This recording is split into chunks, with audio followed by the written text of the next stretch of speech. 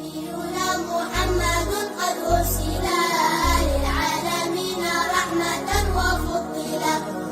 أبوه عبد الله عبد المطلب، وهاشم عبد مناف ينتسب، وأمه آمنة الزهرية أرضعته حليمة السعدية. مولده بمكة الأمينة، وفاته بطيبة المدينة. أتم قبل الوحي 40، وعمره قد جاوز 60. وسبعة أولاده فمنهم 3 من الذكور تفهم. قاسم وعبد الله وهو الطيب، وطاهر بدين ذا يلقب.